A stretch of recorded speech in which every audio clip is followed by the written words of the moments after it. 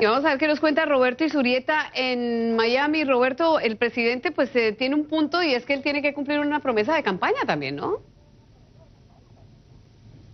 Bueno, la promesa de campaña es que iba a construir un muro y que ese muro lo iba a pagar México. Entonces sí hay mucho cambio de eso. Aún así tuviera los 5.000 millones, eso no sería ni siquiera un 10% para la construcción del muro que él ofreció. Entonces esto se convierte simplemente en un juego de retórica y una manipulación de problemas muy importantes como son la seguridad. Las amenazas de seguridad de los Estados Unidos vienen sobre todo de las situaciones que acabamos de ver en Siria. O sea, un retiro de Siria en esas condiciones, traicionando a personas y a grupos, los kurdos, por ejemplo, que han sido los mayores combatientes del ISIS. Ahí yo sí veo un problema de seguridad muy importante. Y después recordemos otra cosa, las grandes masacres terroristas de los últimos años en los Estados Unidos fueron de violencia y de terrorismo interno. Entonces, si es que hablamos de la seguridad de los ciudadanos, yo creo en una reforma que permita una racionalización del uso tan indiscriminado de las armas que tenemos. O sea, si realmente nos preocupa la seguridad, deberíamos concentrarnos en lo que está pasando en Siria, lo que está pasando en el Oriente Medio, lo que está pasando con el control de las armas por los atentados, las masacres que han existido en los Estados Unidos. Entonces, si queremos hablar de Roberto, eso, hablemoslo. Enhorabuena. Hablemoslo. Yo creo que es importante decir que ningún general retira sus tropas totalmente y en su totalidad de un golpe. Eso va a ser un proceso que va a llevar su tiempo, que va a llevar, se va a llevar poco a poco y es de la manera en que se va a hacer. Entonces, gracias a Lindsey Graham por haberle recordado al presidente que sí, esa es su responsabilidad, porque el presidente dijo, oh, ya terminamos, ya ganamos en Siria, ISIS ya no es problema. Pero Lindsey Graham fue al público y habló con el presidente y dijo que no, eso no tiene lógica y no está en favor de nuestra seguridad nacional. Y incluso Mitt Romney, que fue el presidente candidato presidencial por los republicanos, usó su día antes de ser senador para llamar al presidente y poner un op-ed, una opinión en el Washington Post para decir que lo que está haciendo internacionalmente el presidente no está de acuerdo con nuestros valores y nos hace más débil como un país. Bueno, primero quiero responderle a Roberto, no puedo, ¿con cuál primero? ¿Con Roberto primero? Y después voy contigo, Lía. La realidad del asunto es que poco a poco se retirarán las tropas, se hará de una manera inteligente, se hará de una manera que no ponga en peligro la seguridad que se ha tratado de conseguir en los sectores donde han estado las tropas, y eso es lo que quiere el presidente. Sin embargo, también es importante saber que hay madres en las casas esperando a sus hijos que han estado sirviendo a nuestro país. Es importante que traigamos las tropas a casa y eso es lo que quiere hacer el presidente Trump. En cuanto a lo que me dices, Lía... El anuncio que lo hizo costó la renuncia del ministro de la Defensa, correcto. O sea, fue un anuncio abrupto, sin una planificación, sin una coordinación con el Ministerio de Defensa. Entonces, eso sí me preocupa para la seguridad. A mí lo que me preocupa, ¿cuál es el plan? ¿Qué es lo que dicen nuestros aliados? ¿Y qué es lo que dicen aquellos que han luchado, sobre todo en el territorio, en contra de ISIS, sobre todo los kurdos? A mí lo que me preocupa... Mira, Roberto, yo creo que es importante destacar que sí, que las cosas hay que hacerlas paso por paso y que no queremos una situación como la que se dio con Libia, que se desestabilice la región. Se quiere llevar a cabo de una manera inteligente, de una manera responsable, y es como lo quiere hacer la administración. Roberto, termine tú este segmento, nos tenemos que ir ya a la pausa. Adelante. No creo que nos estamos refiriendo en este programa, pero muchas veces los extremos se encuentran. Entonces, a veces cuando vemos posiciones extremas que están encontradas, yo siempre digo, en vez de ver de izquierda a derecha, es como un círculo. Los extremos generalmente se encuentran. Y después existe otro problema, que es el idealismo versus el realismo, por decirlo de esta manera. Yo, en términos ideales, por supuesto, sí me encantaría y me encanta la idea de que los Estados Unidos no tenga tropas ni participación en la geopolítica internacional. Pero la realidad, sobre todo desde el atentado del 11 de septiembre, yo no, a ver, a mí no me gusta poner una posición primero y después defenderla. No, lo que quiero, no lo tomo personal, no te preocupes, lo que quiero decir es que a mí ese idealismo sí me gusta, por supuesto que me gusta, pero la realidad es que, sobre todo después del 11 de septiembre, los Estados Unidos ha tenido un rol mucho más activo, sobre todo en el combate, primero de Al-Qaeda y después de ISIS. ISIS era una fuerza sumamente peligrosa y gran parte de su seno estaba en el Oriente Medio y en Siria. Los grandes combatientes para combatir estos horrorosos terroristas han sido sobre todo los kurdos.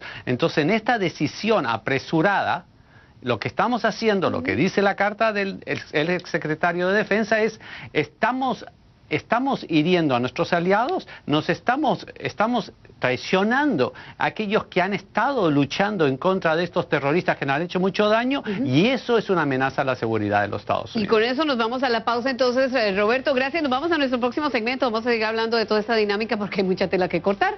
Siga con nosotros en Choque de Opiniones. Este número récord en participación de diputadas y de miembros de mujeres y de distintas todo es distinto y eso es muy bueno y es muy sano para la democracia. Lo que tenemos que aprender es a vivir en la democracia con balance de poderes. Para vivir de una manera balanceada no tenemos que apelar a los extremos, sino buscar cosas que tengamos en común. El tema de inmigración, por supuesto que podemos encontrar cosas en común, pero si lo queremos politizar solamente al tema, no vamos a encontrar nada. Si lo que nos preocupa es los Dreamers, DACA, eso fue un recurso ejecutivo que utilizó extremo el presidente Obama, que lo derogó el presidente Trump. Entonces, si es que él quisiera reinstaurarlo de la misma manera, lo único que tiene que hacer es deshacer lo que hizo al inicio de su mandato.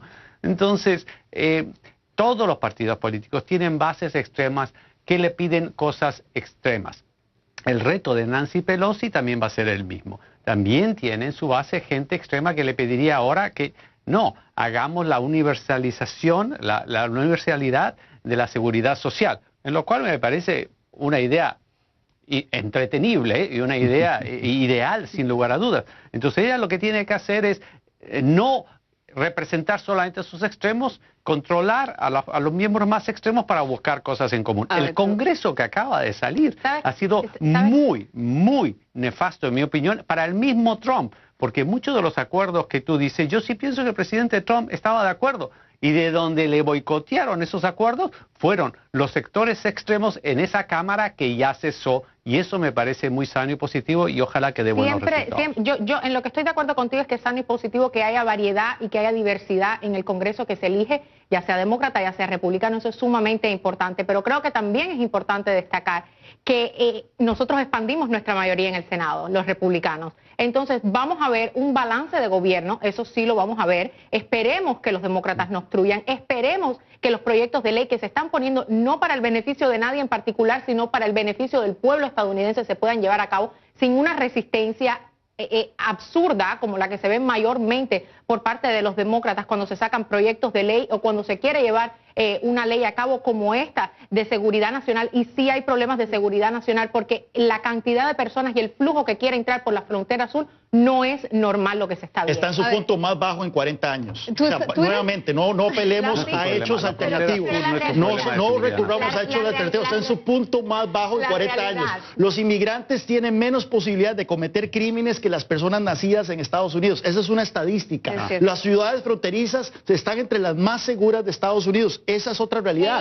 No recurramos a este mundo fantasioso trumpiano. Permíteme decirte algo. Las partes más seguras de la frontera es donde existe una barrera física. El Paso, Yuma, se ha visto un 99.9% de disminución de crimen y de entradas ilegales por esas partes de la frontera. El Paso y Ciudad Juárez, yo estaba ahí, es una ciudad, esa es una sola urbe metropolitana donde miles de personas cruzan todos los días. Es realmente un espacio abierto para el comercio entre México y Estados Unidos. Es una de las ciudades más seguras. Pero para eso tenemos USMCA, para eso tenemos un nuevo acuerdo que se ha llevado a cabo sobre trade. Para eso es que existen ese tipo de negociaciones legales de gobierno. Entonces, no ¿por qué dice el presidente que va a cerrar la frontera si no consigue su muro? ¿Cómo? ¿Por qué dice el presidente que va a cerrar la frontera? Porque no podemos permitir el flujo ilegal de personas a este país. A costo de los americanos. Lo cierto es que, vea lo interesante, toda esta tesitura conservadora, trumpista, por el muro, por los aranceles, por la guerra comercial, está saboteando el buen momento económico que tenía el país al principio del año pasado. Hemos visto que las bolsas están... Bueno, las bolsas están en su peor momento en los últimos 10 años. Hay muchísima incertidumbre en los mercados en este momento y las razones son muy claras. Bueno, hay mucho temor por la salud de la economía china, pero también todas estas acciones son contraproducentes para el buen desempeño. Pero sin embargo se está viendo una disminución en los precios de la gasolina, que es algo fundamental para el contribuyente. Entonces hay que ver cómo se tiene que pagar por las buenas negociaciones que se están llevando con los diferentes países que nos venden petróleo. Eso es lo que tiene que ver el presidente. Más bien, si fuera por Trump, el precio del petróleo estaría más alto, puesto que Trump ha sacado el precio del petróleo ha bajado por el desarrollo de las tecnologías del fracking. Bueno, yo me tengo que ir, tengo que hacer una pausa. El precio del petróleo ha bajado por el desarrollo de las tecnologías en el fracking y porque los Estados Unidos ya se ha convertido en uno de los el principal productor y se autoabastece. Y gracias a eso, el precio del petróleo ya no es una arma política internacional y esto no es que fue creado con el presidente Trump. El desarrollo de estas tecnologías y de esta estrategia es un desarrollo que ya viene de años y es un desarrollo en realidad nacional y tecnológico y ese es porque gracias a ese resultado tenemos una buena producción de petróleo y tenemos un precio de petróleo bajo. Y así nos vamos a los próximos segmentos, se los prometo, vamos rapidito, volvemos con ustedes en Choque de Opiniones. No, eso, Roberto, también que los demócratas además están pendientes de una investigación de Robert Mueller, ¿verdad? Y que basado en eso seguramente van a querer hacer mucho más. Pero vuelvo y insisto en la pregunta, ¿qué tanto pueden hacer antes de que se quemen los demócratas enfocados solamente en concentrarse en el presidente Trump y abandonar otras cosas o no les va a dar el tiempo? Sencillo. Yo creo lo que dijo Juan Carlos, o sea, en realidad los demócratas, la mayoría de los demócratas más centrados preferirían no entrar en este tema. El problema, la pregunta sería otra. Puede ser que no tengan otra opción que entrar en el tema y en gran parte veremos, sobre todo cuando se dé el resultado de Robert Mueller, del investigador especial. Si es que esas investigaciones arrojan acusaciones sumamente severas, entonces al Congreso no le quedará ninguna otra opción que proceder, porque no hacerlo significaría enviar el mensaje que los delitos quedan impunes. Pero eso dejémoslo al sistema de justicia. Si bien es cierto, el Poder Legislativo tiene una autoridad de fiscalización, y por supuesto que tiene la autoridad de pedir la destitución de un presidente que ha cometido delitos graves, entonces si que llegamos a ese punto, yo pienso que los Estados Unidos atravesará una situación muy difícil, pero el mensaje del país tiene que ser, como decía nuestra compañera, de que la corrupción no es tolerable. A ver, Roberto, ¿cómo es? Cuéntanos. A ver, efectivamente nunca llegaron a hacer una propuesta, entonces lo único que estaban de acuerdo es en eliminar Obamacare. Obamacare es una ley sumamente compleja, que sin lugar a dudas necesita ser readecuada, reformada, etcétera, etcétera, y muchas otras cosas. Pero Obamacare en este momento es popular en la enorme mayoría de los que lo están usando. Y ha sido un enorme avance Roberto, en la cantidad de ciudadanos que ahora tienen cobertura de salud, ¿correcto? Sin embargo, cada año se ven menos y menos personas registrándose bajo Obamacare. Y te explico por qué. Porque las leyes, como tú dijiste, dentro del mismo Obamacare, un sistema de cuando yo estaba de reportera, hice miles de reportajes y me senté con muchísimas personas a hablar al respecto. Un sistema que está quebrantado totalmente, tiene muchos loopholes, muchas lagunas legales dentro del mismo Obamacare que no le permiten funcionar apropiadamente. Para mencionar un punto, el que la obligación, gracias a Obamacare, el derecho que tiene si mal no recuerdo, creo que es hasta los 22 años de estar en el seguro de sus padres. Segundo, lo que es fundamental, hasta los 26, personas si no me equivoco, que tienen una enfermedad permanente que no puedan ser sacadas de la seguridad social privada. El problema, Roberto, los grandes mandatos y las grandes revoluciones que ha producido. Entonces, ¿qué? Cuando decimos que lo cambiamos totalmente, ¿a cambio de qué? No, es como yo te dije, el problema de Obamacare no es la mala intención. Hay una buena intención de crear un sistema de salud que sea funcionante y efectivo para el pueblo estadounidense. El problema de Obamacare está en la ejecución de la manera que se hace, porque no es factible para las compañías de seguro a la hora de implementar el Obamacare y de darle seguro a las personas de la manera que se estableció. Yali, y Roberto, contigo, profesor de la Universidad George Washington, ¿cómo tú dilucidas estos próximos 2 años? entramos en una nueva era en la cual, como bien decían nuestros panelistas, el balance de los poderes es lo esencial. Y para que en el balance de los poderes podamos operar como nación y progresar, lo que se necesita es llegar a acuerdos mínimos y avanzar en esos acuerdos mínimos. Y para conseguir esto tenemos que alejarnos un poco de la base política, sea de derecha o de izquierda de cada uno de los países, y buscar las cosas que están más por el centro, las cosas que están más en los independientes, y cuando lleguemos a ese punto vamos a encontrar muchas soluciones a todos los problemas que tenemos de salud, de inmigración, y sin lugar a dudas de que el gobierno se vuelva a abrir, tenga un presupuesto del Estado. ¿Para qué? Para que exista estabilidad, para que exista estabilidad en los mercados, para que exista crecimiento y para que exista seguridad interna y externa. Yo creo que la palabra que va a definir este año va a ser interesante, por decirlo menos, todo es lo que conlleva esa palabra. Muchas gracias a ustedes por habernos acompañado. Roberto, muchas gracias también allá en Miami. A ustedes también, una vez más, un muy feliz 2019. Gracias por habernos acompañado en esta hora. Se despide Yone Molinares, hoy por Juan Carlos López, y con este saludo del nuevo año.